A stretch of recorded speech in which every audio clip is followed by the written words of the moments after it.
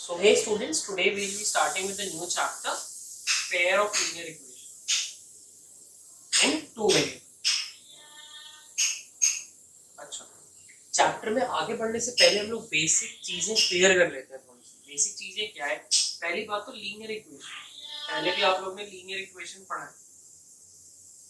एक linear equation तो linear कहा क्यों जाता है, पहले ये जानना। कभी भी बेटा वेरिएबल की पावर इक्वेशन है, मतलब इक्वल्स टू जीरो होगा कहीं ना कहीं, ठीक है, इक्वल्स टू जीरो या फिर इक्वल्स टू कोई नंबर भी हो सकता है, बट इक्वल्स टू नेसेसरी है होना एक इक्वेशन के अंदर, ठीक है।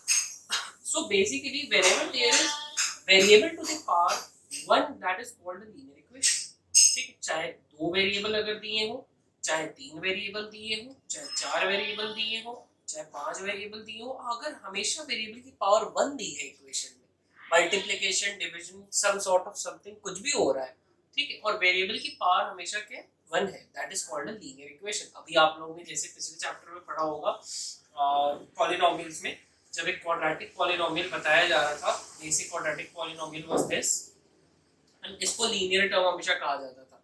तो there I have explained why linear term इसको कहा जाता है, क्योंकि इसके पावर हमेशा क्या होती है, वन, ठीक है।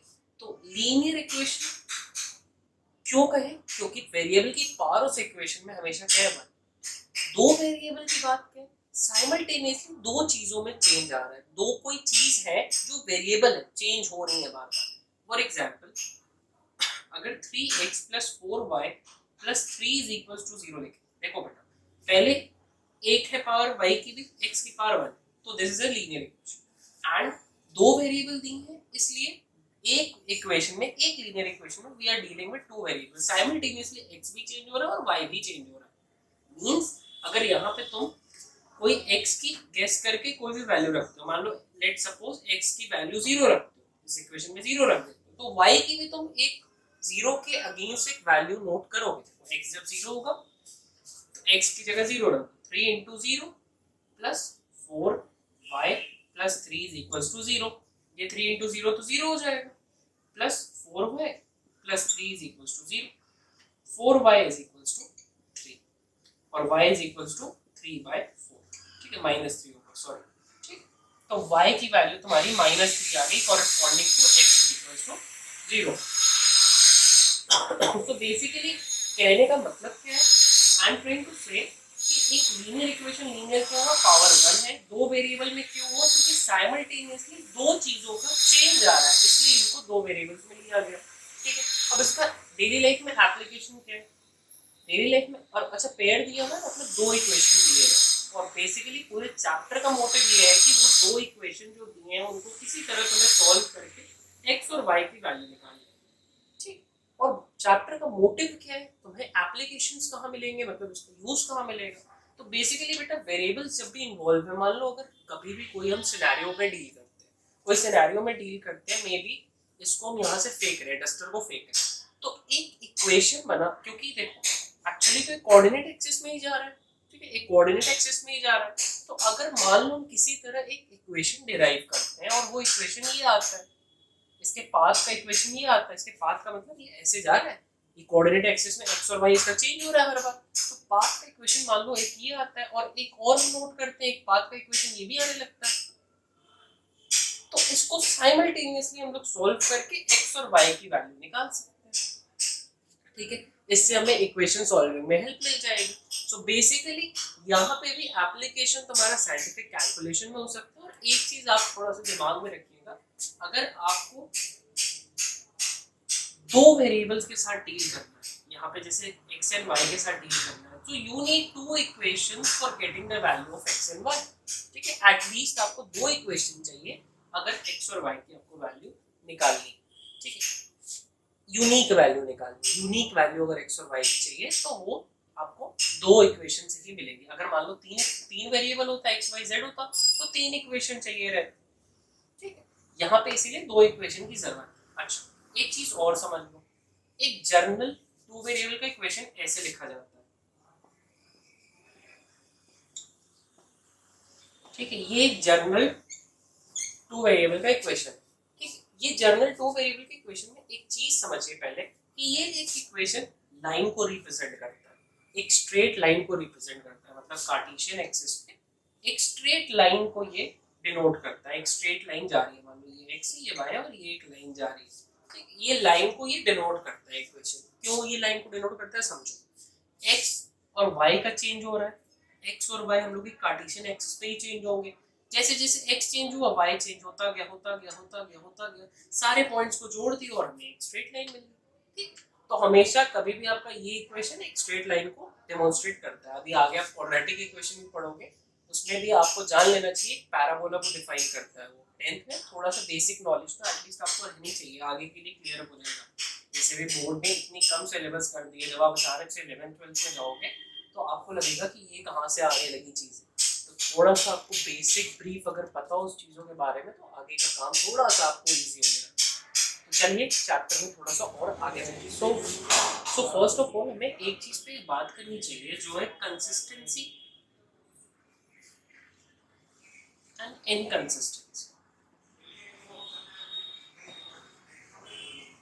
कंसिस्टेंसी क्या है बेटा, कंसिस्टेंसी से आप कंसिस्टेंट हो किसी चीज के लिए, आप डेली बैठ रहे हो पढ़ रहे हो, ठीक है, डेली कंसिस्टेंट हो। तो कंसिस्टेंट इक्वेशन क्या होता है, जिसका सोल्यूशन हो, जिसका कोई सोल्यूशन हो, जिसके बारे में अगर बात की जा रही है तो वो कोई सोल्यूशन यील्ड कर रहा है। अगर इनकंसिस्टेंट है मींस उसका कोई सोल्यूशन नहीं है, उसके कोई तुम्हें डिराइव नहीं हो रही है चीज, ठीक। तो यहाँ पे कंसिस्टेंट और इनकंसिस्टेंट की मीनिंग आप क्लियर कर लो।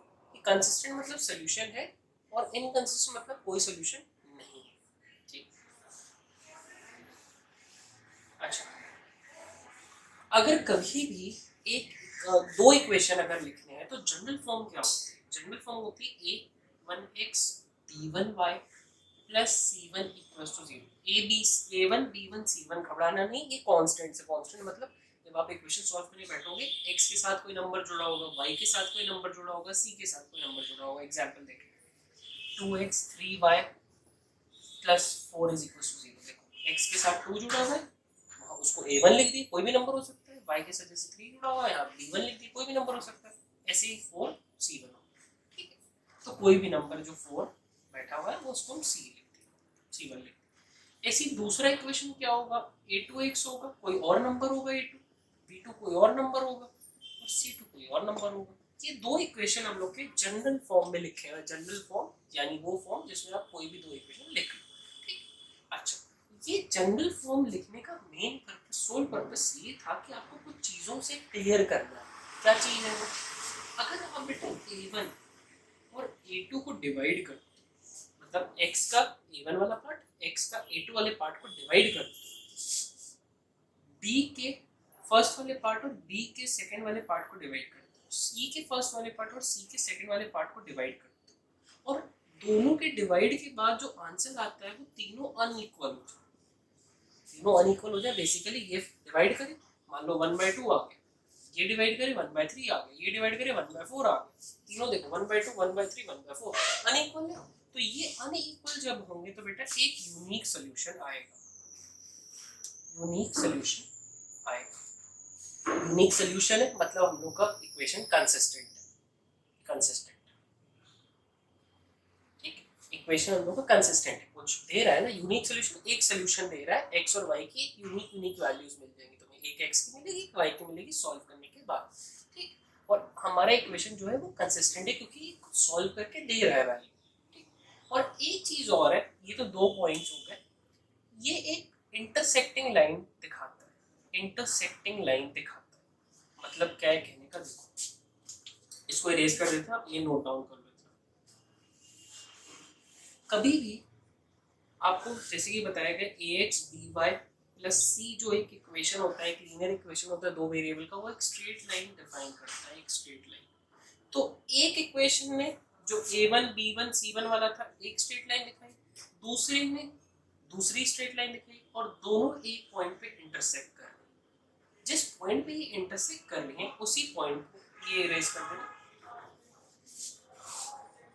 सो जब भी आप एक कार्टेशियन एक्सिस ड्रॉ करते हो तो एक a1x plus b1y plus c1 equals to 0 एक लाइन दिखा रहा है, एक दूसरा equation a2x b2y plus c2 एक दूसरी स्ट्रेट लाइन दिखा रहा है, तो जिस पॉइंट पे बेटा ये इंटरसेक्ट कर रही है, पहले तो देखो A1 और ये वाली कंडीशन चेक कर लेना, A1 A2 not equal to B1 B2 not equal to C1 C2, ठीक है। और ये कंडीशन अगर तुम्हारी ट्रू होगी मतलब लाइंस इंटरसेक्टिंग है, एक लाइन और दूसरी लाइन एक पॉइंट पे मीट कर रही है, जिस पॉइंट पे ये मीट करेंगी उस पॉइंट पे सोल्यूशन आ रहा होगा आपका, ठीक है। उस पॉइंट पे मतलब एक x y की वैल्यू मान लो यहाँ पे 3 मिल गई और x की वैल्यू यहाँ पे 2 मिल गई कार्टेशियन एक्सिस पे। इसको थोड़ा सा बड़ा ड्रॉ कर लेते हैं और सही है,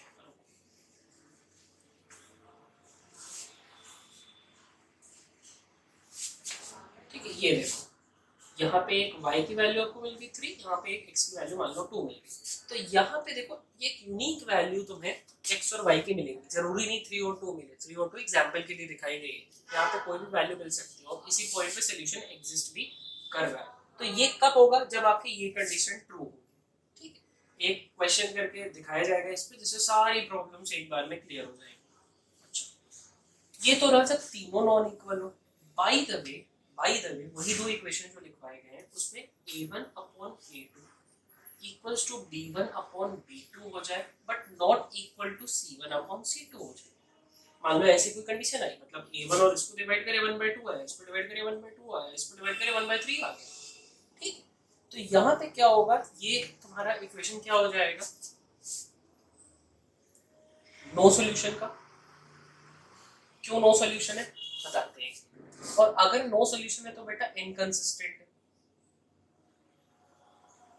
और पैरेलल लाइंस, देखो पैरेलल का शॉर्ट फॉर्म पैरेलल का एक वो बना दिया साइन एंड लाइंस लिखिए। तो बेसिकली होगा क्या, जब आप इसको कार्टेशियन एक्सिस पे ड्रॉ करो, ये चीज इरेज कर लो, तो एक लाइन तो तुम्हारी ऐसे आएगी, ठीक है।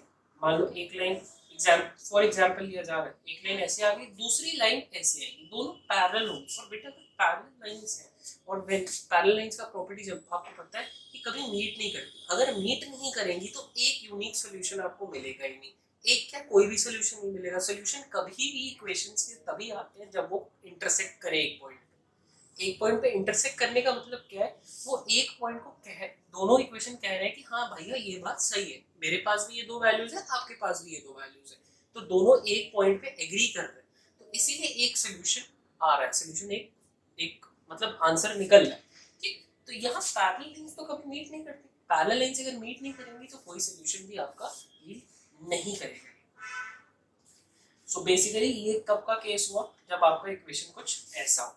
अच्छा, बाय द वे ये इक्वेशन में अगर तीनों इक्वल आ जाए तब क्या होगा, तब अगर इक्वल तीनों आ गए मींस 1/2 मान लो ये आ गया, 1/2 ये आ गया, 1/2 ये आ गया, तीनों इक्वल हो गए। अब तीनों इक्वल आएंगे तो वो बेटा कोइंसिडेंट लाइंस दिखाएगा। पहली बात तो यहाँ देख लो, अगर ये केस हुआ तो होगा क्या क्या, इनफाइनाइट सॉल्यूशन,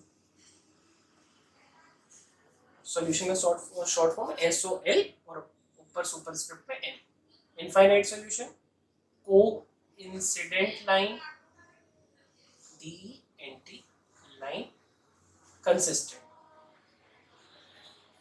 कंसिस्टेंट क्यों बेटा, पहले समझो, ये तीनों इक्वल बेसिकली एक लाइन है और इसके ऊपर ही दूसरी लाइन भी बैठी हुई है, एक ही लाइन के ही दो इक्वेशन दिए हैं, एक ही लाइन को ही दोनों रिप्रेजेंट करता है। सो बेसिकली क्या होगा, ये दोनों कंसिस्टेंट हो जाएंगे।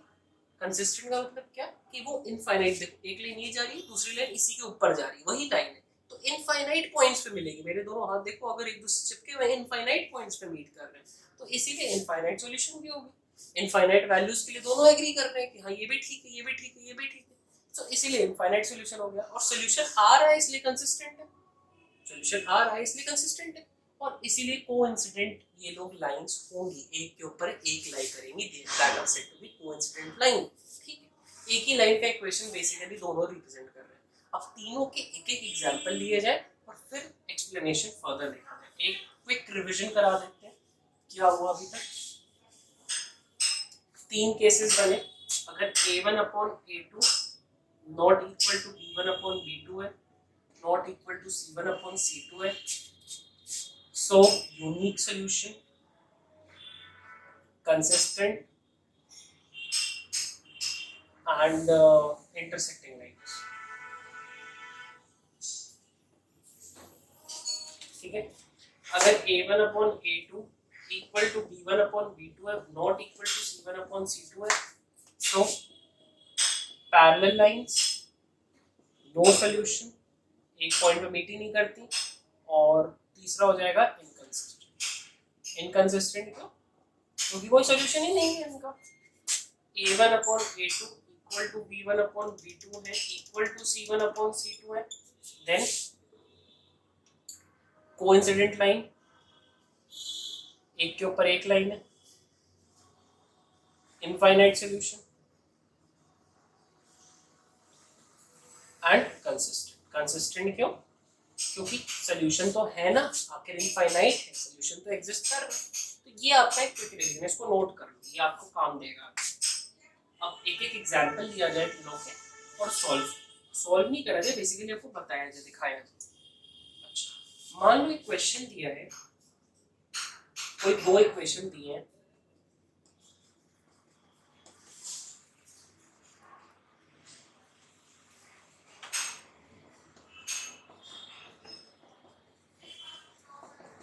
ये मान लो बेटा दो इक्वेशन दी, तो तुम a1 की वैल्यू कैसे सॉल्व करोगे? a1 की वैल्यू देखो 2 दिख रही है, मान लो ये a1 b1 और c1, तो a1 की वैल्यू 2 दिख रही है, ठीक है। b1 की वैल्यू क्या दिख रही है? 3 दिख रही है। c1 की वैल्यू क्या दिख रही है? 5 दिख रही है। सिमिलरली a2 की वैल्यू क्या दिख रही है? 3, b2 की वैल्यू क्या दिख रही है? 2 और c2 की वैल्यू क्या दिख रही है? 10। अच्छा, ये ध्यान में रखना, साइंस के साथ रखना है। अगर साइन यहाँ पे नेगेटिव है, मान लो माइनस का 2y होता तो -2b2 में लिखते, अभी प्लस है तो इसीलिए प्लस उतारा गया है, ठीक है। अच्छा, डिवाइड करके देख लो, a1 अपॉन a2 अगर लिखोगे तो क्या हो जाएगा? 2 अपॉन 3। b1 अपॉन b2 लिखोगे तो क्या हो जाएगा? 3 अपॉन 2। c1 अपॉन c2 लिखोगे तो क्या हो जाएगा? 5/10, जिसको 1/2 तुम लोग लिख सकते हो काट के, ठीक है। 5 के टेबल से काट दिया, 1 बार में 2 बार। और देखो तीनों बेटा नॉन इक्वल है, तीनों इक्वल है, तो यहाँ पे तुम्हारा क्या हो गया? अगर क्वेश्चन पूछा कंसिस्टेंट है, तीनों अनइक्वल है, इसलिए इंटरसेक्टिंग लाइन एंड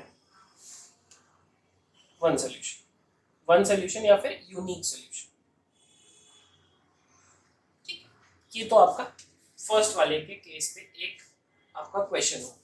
अच्छा, सेकंड का अगर केस दिया जाए, ये नोट कर लेते, पॉज करके नोट करते रहिए, बहुत इजी चैप्टर है वैसे। इसके मेनली ये क्वेश्चंस नहीं परेशान करते हैं, वर्ड प्रॉब्लम्स वाले यूजुअली लोगों को परेशान करते हैं। एक बार आपका बेस क्लियर अप रहेगा, वर्ड प्रॉब्लम्स बहुत इजी है, कुछ ज़्यादा नहीं है, ये बस लॉजिक है वर्ड प्रॉब्लम्स।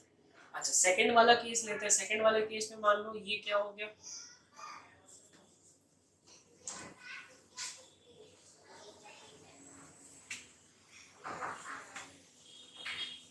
सेकंड वाला केस ले लेते हैं। सेकंड वाले में देखो बेटा, a1 क्या हो गया? 2 हो गया, b1 क्या हो गया? 3 हो गया, c1 क्या हो गया? 5 हो गया, a2 क्या हो गया? 4 हो गया, b2 क्या हो गया? 6 हो गया, c2 क्या हो गया?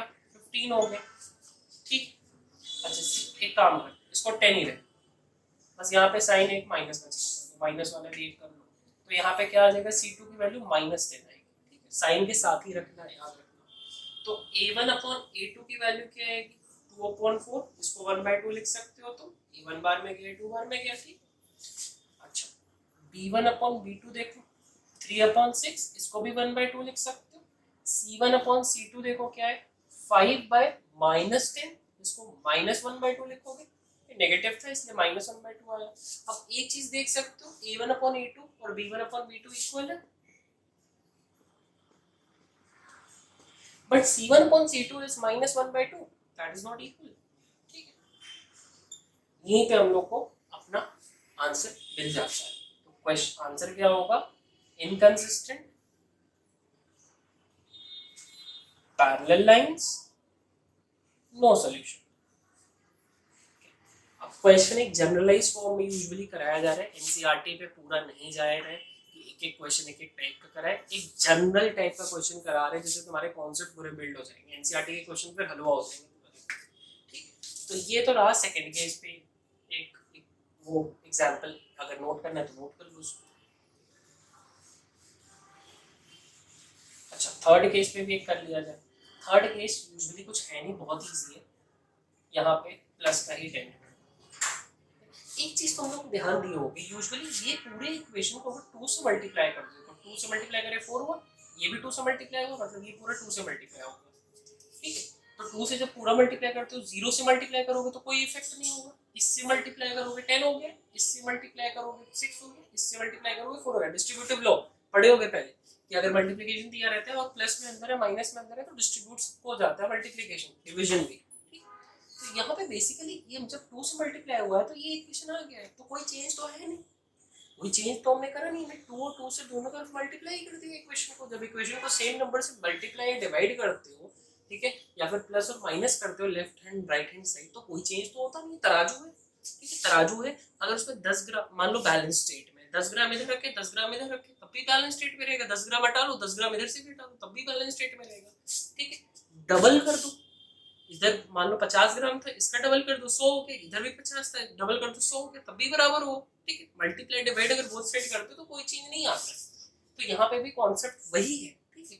तो a1 की वैल्यू क्या हो जाएगी 2, b1 की वैल्यू क्या हो जाएगी 3, c1 की वैल्यू क्या हो जाएगी 5, a2 की वैल्यू क्या हो जाएगी 4, b2 की वैल्यू क्या हो जाएगी 6, c2 की वैल्यू क्या हो जाएगी 10, a1 अपॉन a2 की वैल्यू क्या हो जाएगी 2/4 which is 1/2, ठीक है। कैसे 1/2 आया, ध्यान से देख लो, काट दिए सेम नंबर से, 3/6 ये भी 1/2 हो जाएगा, 3 के टेबल से कट गया, c1/c2 5/10 ये भी 1/2 हो जाएगा, 5 के टेबल से काट दिया, और तीनों देखो 1/2 1/2 1/2, तो हम लोग का थर्ड वाला सिनेरियो यहाँ पे आ जाता है।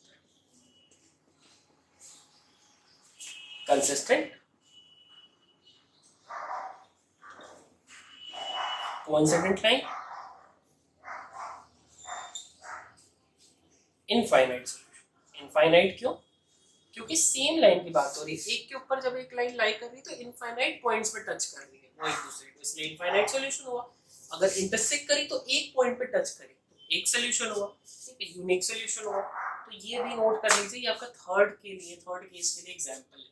इसके बाद आपके जो एक्सरसाइज 1.1 के जनरल क्वेश्चन सारे खत्म हो गए, एक क्वेश्चन तरीके के रह रहे हैं जो ग्राफ से आपको एक सोल्यूशन यील्ड करना रहता है, वो वाला क्वेश्चन। तो वो वाला क्वेश्चन एक देखते हैं, ठीक है।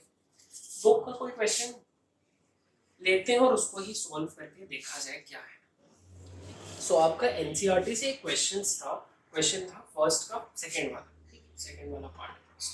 क्या क्वेश्चन है, 5 pencils and 7 pens together cost 50 rupees 50 and 7 pencils 5 pens together cost rupees 46, find the cost of 1 pencil and 1 pen। अच्छा, अब ये समझो, वर्ड प्रॉब्लम्स का पहला क्वेश्चन है हम लोग के लेक्चर में। तो पहले तो एक्स और वाई कंसिडरेशन की बात करते हैं, कैसे एक्स और वाई सोचें। अगर आप लॉजिकली सोच पा रहे हो कि इसको एक्स और वाई लेना है, जो चीज़ नहीं है उसको एक्स और वाई लेना है, और अगर आप नहीं सोच पा रहे हो, ठीक है, जो चीज़ निकालनी है उनको एक्स और वाई लेना है, ठीक है। लॉजिकली अगर आपको पढ़ के समझ में आ रहा है दैट्स गुड, अगर आपको नहीं समझ में आ रहा है लॉजिकली तो क्या करो, क्वेश्चन के लास्ट पार्ट पे जाओ, क्या बोल रहे हैं, find the cost of 1 pencil and 1 pen. Pencil और पेन की बात की जा रही है, तो एक्स और वाई कंसिडर किसको करना है, पेंसिल को और पेन को। सिंपल, दिमाग लगाने की जरूरत है, ठीक है। तो पेन को मान लो, let pen be X and pencil be Y. Graphically भी सॉल्व करना है क्वेश्चन। अच्छा, तो 5 पेंसिल मतलब 5y प्लस 7 पेन 7x। ऐसा क्यों लिखा, क्योंकि बेटा एक पेन की कॉस्ट, एक पेंसिल की कॉस्ट y है, तो 5 पेंसिल्स की अगर निकालना है तो 5 से मल्टीप्लाई करोगे, ठीक है। एक अगर बनाने की कॉस्ट 5 रुपए है तो 10 बनाने की कॉस्ट क्या होगी 50 रुपए ना, क्या करा तुमने, मल्टीप्लाई करा ना 10 से, ठीक। सो बेसिकली 5 से मल्टीप्लाई कर दिया। सिमिलरली पेन एक x की थी और 7 पेन्स के लिए 7 से मल्टीप्लाई कर दिया, दोनों को प्लस करके, दोनों की कॉस्ट को प्लस करके वी आर गेटिंग ₹50। रुपीज लगाने की जरूरत नहीं है, क्वेश्चन बना रहे हैं, ठीक है, दिमाग में रखिएगा। अच्छा, एक और इन्फॉर्मेशन जो दी हुई है क्वेश्चन के लिए, 7 पेन्स, 7 क्या है तुम्हारी पेंसिल्स हैं एंड 5 पेन्स और इनसे 46 रुपीज आ रहा है। ये दो इक्वेशन आपके बन गए, आप ये दो इक्वेशन लिख लिया करो पहले, ठीक है। अच्छा, इसको इक्वेशन 1 कह दो, इसको इक्वेशन 2 कह दो। अब ये थोड़ी सी हैबिट आप अपनी हैबिचुअल नेचर में डालो, इक्वेशन 1 और इक्वेशन 2 लिखना, ये आपको आगे भी हेल्प करेगी, ठीक। अच्छा, इसको इरेज करते हैं, पहला वाला सिर्फ इक्वेशन है उसको पहले कंसीडर करते हैं, सेकंड वाला इक्वेशन इरेज करते हैं, ठीक। एक बॉक्स बना,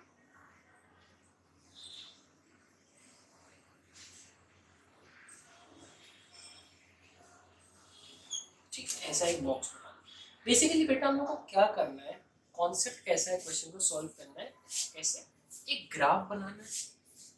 ग्राफ अभी तुमने बताया, थोड़ी देर पहले बताया कि एक लीनियर इक्वेशन दो वेरिएबल का एक स्ट्रेट लाइन को रिप्रेजेंट करता है, और तीन अगर मान लो इक्वेशन, तीन अगर वेरिएबल आ जाते हैं लीनियर रहते हैं, मान लो एक जेड भी आ जाता है, तो एक थ्री डायमेंशनल लाइन को रिप्रेजेंट करेगा, एक 3D लाइन को रिप्रेजेंट करेगा, ठीक है, एक प्लेन को रिप्रेजेंट करने लगेगा। तो बेसिकली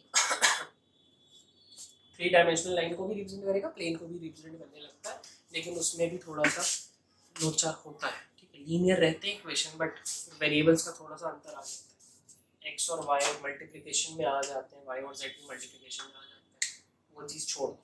अच्छा, तो यहाँ पे बेसिकली मोटिव क्या है, कभी भी दो एक स्ट्रेट लाइन ड्रॉ करनी है तो दो पॉइंट्स हमें चाहिए, ठीक है। अगर दो पॉइंट्स कहीं भी मिल जाएंगे तो हम एक स्ट्रेट लाइन खींच सकते हैं, और आपको ये चीज़ पता होना चाहिए कि कभी भी दो पॉइंट्स का सबसे कम डिस्टेंस एक स्ट्रेट लाइन ही होता है। तो कभी भी आपको कोई परेशानी है, किसी से कोई परेशानी हो कभी बोलने में, तो स्ट्रेट फॉरवर्ड बात करिए, वो सबसे सीधा उपाय है, ठीक है। मैथ्स आपको ये नॉलेज भी देती है, डिसिप्लिन भी देती है। चलो ऊपर एक्स लिख लो, नीचे वाई लिख लो। सबसे सिंपल तरीका जो है, इसको क्या मान लो, x को एक बार कंसिडर कर लो जीरो, एक बार y को कंसिडर कर लो जीरो, दो वैल्यूज तुम्हारे निकलेंगे। जरूरी नहीं तुम जीरो ही कंसिडर करो, तुम ऐसे भी नंबर्स कंसिडर कर सकते हो जिससे इक्वेशन आराम से सॉल्व हो जाए। अच्छा, अब बहुत लोग कहेंगे अरे सर आप कैसे कंसिडर कर ले रहे हो कोई वैल्यू। बेटा कंसिडर इसलिए करा जा रहा है, x और y की कोई भी स्पेसिफिक वैल्यू के लिए एक पॉइंट मिलेगा, ठीक। तो वही हमें दो पॉइंट्स किसी तरह चाहिए।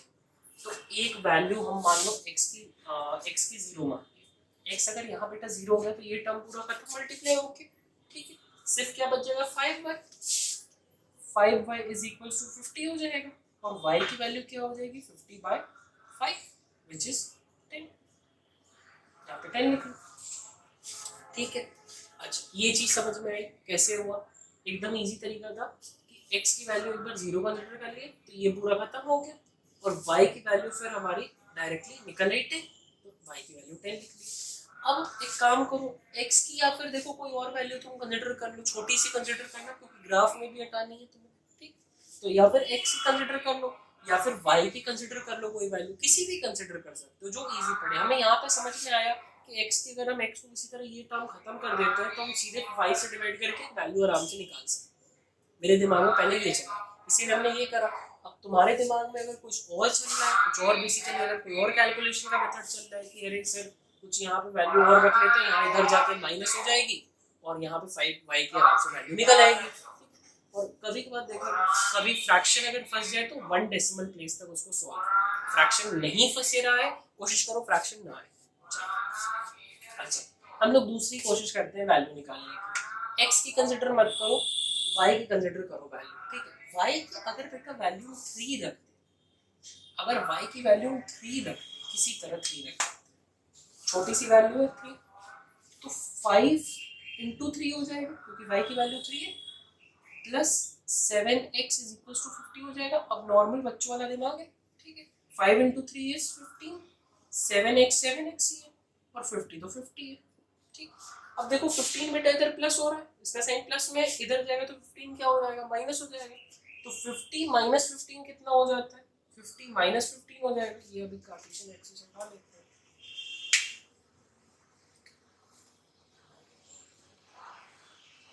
7x is equal to 50 minus 15 हो जाएगा विच इज 35, और x की वैल्यू क्या आ जाएगी, देखो 7 से मल्टीप्लाई हो रहा है, इधर जाकर डिवाइड, 7 5 जा 35, x की वैल्यू 5 आ।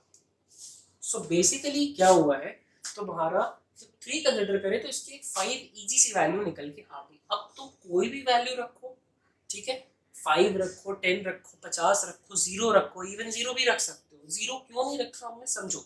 अगर यहाँ पे अगर 0 रख देते तो 7 यहाँ पे फ्रैक्शन में 50/7 आंसर आने लगता। अगर ये 0 रखते ये खत्म हो जाता, 7 इधर जाता, 50/7 आने लगता, जो कि प्रॉब्लम क्रिएट कर देता। प्रॉब्लम क्या क्रिएट कर देता कि 50/7 फिर फ्रैक्शन हो जाता, हम फ्रैक्शन को डिवाइड करते, 1 डेसिमल प्लेस तक जाते, फिर ग्राफ में धीरे से बनाते कहीं जुगाड़ लगा के, तो वो चीज़ नहीं करनी।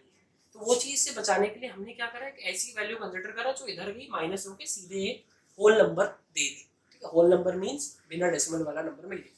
चलो होल नंबर दे दिया, फिर कह सकते हो विदाउट डेसिमल वाला कोई नंबर तुम्हें मिल गया। अब ये दो वैल्यूज मिल गई, दो वैल्यूज अगर मिल गई हैं एक्स और वाई की, मतलब दो कोऑर्डिनेट्स मिल गए, एक मिली 0,10 और दूसरी मिली 5,3, ये दो कोऑर्डिनेट्स मिल गई। अब ये दो कोऑर्डिनेट्स का यूज करके एक स्ट्रेट लाइन बना लो, ठीक है, ये मिटा देते हैं।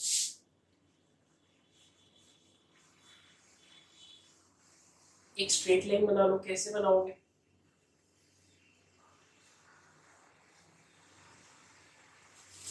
जीरो कॉमा टेन है, पहले ये मार्किंग्स कर दो, 1 1 2 3 4 5 6 1 2 3 4 5 भी तक बना लो, उसको जरूरत नहीं माइनस करेंगे, ठीक है। अच्छा ये देखो, एक दिमाग तुम और लगा सकते हो कि देखो अगर पॉजिटिव मिल रही है तो पॉजिटिव वालों को बड़ा कर दो, इनको छोटा कर दो, ठीक है। बट यहाँ पे रहने दो ऐसे, क्योंकि तुम्हारे पास तो ग्राफ होगा, तुम आराम से बढ़िया यहाँ पे 1 2 3 4 5 भी तक जाओ, यहाँ पे -1 -2 -3 -4 -5 तक जाओ।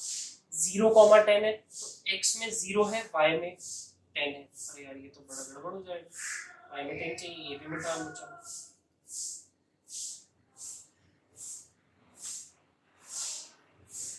7 6 7 8 ये 9 एंड दिस। यहाँ पे एक पॉइंट आ रहा है, इस पॉइंट पे एक आ रहा है, एरो बना लेते हैं। और दूसरा आ रहा है 5,3, x में 5 है और y में 3 है। यहाँ ये एक देखो स्ट्रेट लाइन तुम्हारी ऐसे बन गई, बड़ी सी लाइन खींची, एक स्ट्रेट लाइन बन गई। सिमिलरली दूसरे इक्वेशन को सॉल्व करा जाए, दूसरे इक्वेशन से ऐसी दो कोऑर्डिनेट्स निकाली जाए, साइड में छोटा सा सॉल्व करते हैं। क्या था दूसरा इक्वेशन हम लोग का? 7 पेंसिल्स था, 7y प्लस 5x और 46 आ रहा है। तो अब इसको किस हिसाब से रखा जाए?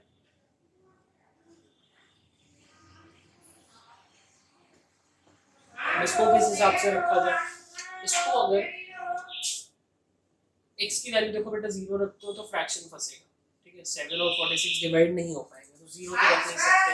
अगर मान लो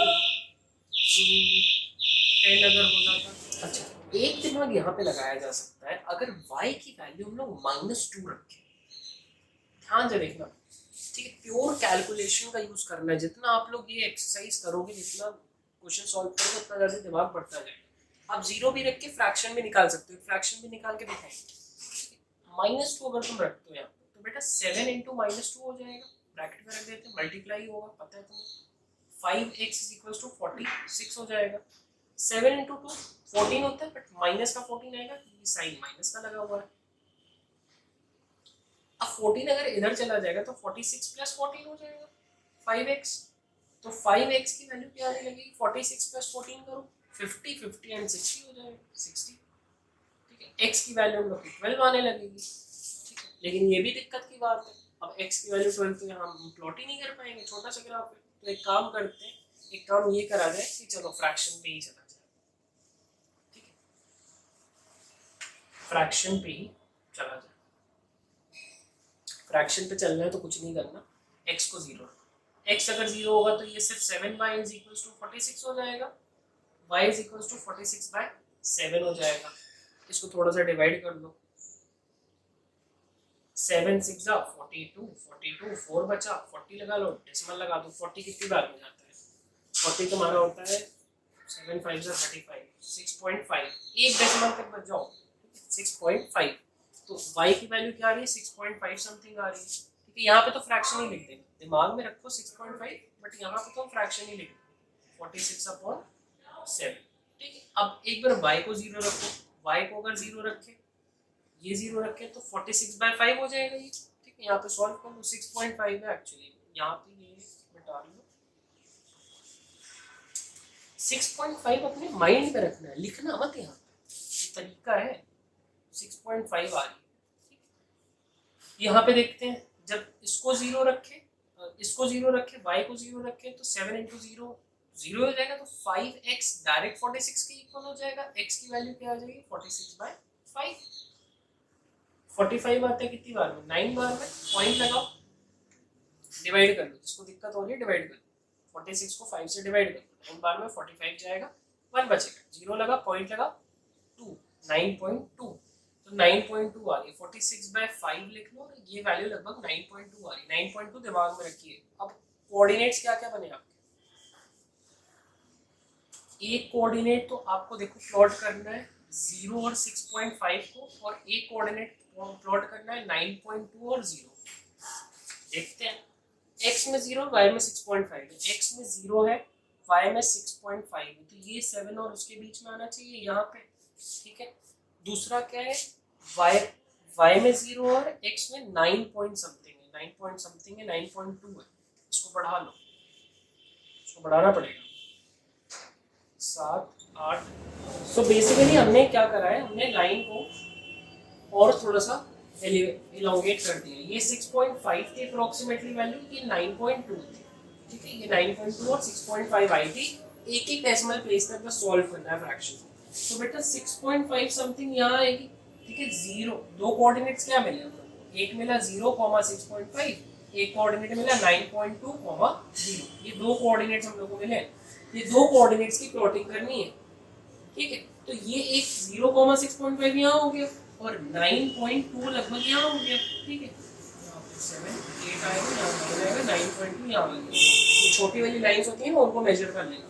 तो यहाँ पे जब तुम बनाओगे ऐसे करके, तो ये तुम्हें एक दिख रहा होगा पॉइंट ऑफ इंटरसेक्शन, ठीक है। ये देखो पॉइंट ऑफ इंटरसेक्शन लाई किधर कर रहा है, ये लगभग यहाँ आएगा और यहाँ आएगा।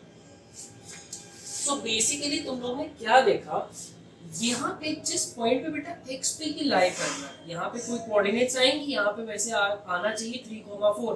ये ग्राफ स्केल के अकॉर्डिंग नहीं बनाया गया, बट स्केल से बनाओगे तो x में देखोगे 3 पे आने लगेगा और ये 4 पे आने लगेगा। तो बेसिकली x की वैल्यू क्या हो जाएगी 3 एंड y की वैल्यू क्या हो जाएगी 4। This is the required solution. Intersecting lines थी, इसलिए एक पॉइंट पे मीट करी, तो एक सोल्यूशन हम लोग को मिल भी गया। अब इसमें क्वेश्चंस बहुत तरीके के बन सकते हैं। हो सकता है इंफॉर्मेशन दे और लाइंस इंटरसेक्टिंग ना करें, लाइंस पैरेलल हो जाए तो वहां पे लिख देना नो सॉल्यूशन। हो सकता है लाइंस कोइंसिडेंट भी दे दे, कोइंसिडेंट वाला केस तो मैं कराया गया, थर्ड वाला जो केस था, कोइंसिडेंट आएगा तो कोइंसिडेंट लाइंस लिख देना। तो यहाँ पे अगर इंटरसेक्टिंग लाइंस होंगी तो जिस पॉइंट पे वो मीट करेंगी, एक्स और वाई की दो वैल्यूज तुम्हें मिलेंगी, वही दो वैल्यूज सोल्यूशन हो जाएगी। बाकी रहा सवाल ये गेस करने का, वैल्यूज ट्राई करो, ऐसी वैल्यू गेस करो कि तुम्हारा एक प्रॉपर नंबर आ जाए which is decimal free. And if you are not getting a decimal free number तो 0 और 0 रख के एक डेसिमल प्लेस तक दूसरे को सॉल्व करना, सिर्फ एक डेसिमल प्लेस तक। जैसे यहाँ पे हमने x को 0 रखा, तो ये खत्म हो गया, 46/7 हो गया। 46/7 को जब हमने डिवाइड करा तो 6.5 तक ही बच गए, और वो 6.5 को यहाँ प्लॉट कर लिया। तो प्लॉट करके एक स्ट्रेट लाइन बना ली। दो पॉइंट्स निकालने, जिसमें दो ही पॉइंट्स की वैल्यू निकाली, तीसरा नहीं निकालना। कोई कहेगा सर तीसरा भी निकाल लेते, चौथा भी निकाल लेते। बेटा तीसरा चौथा निकालने की जरूरत क्या है, क्योंकि तीसरा चौथा भी इसी लाइन पे लाई करेगा। दो पॉइंट्स में ही जब तुम्हारी लाइन बन जा रही है तो बाकी इन्फॉर्मेशन क्यों निकालो, क्यों टाइम बर्बाद करो, ठीक। तो इस हिसाब से आपका ये क्वेश्चन होगा। तो होपफुली आपकी फर्स्ट एक्सरसाइज में जितने भी लॉजिकल वाले क्वेश्चंस थे, जितने भी टाइप्स के क्वेश्चंस थे, वो इस वीडियो में ऑलमोस्ट कवर हो गए। So in the next video we will discuss about point 2, और पॉइंट 2 में फिर जैसे क्वेश्चंस बनते हैं वर्ड प्रॉब्लम्स वाले और सब्स्टिट्यूशन मेथड जो पढ़ना है हम लोग को पहला, उसके बारे में डिस्कशन हो। तो चलिए तब तक के लिए बाय।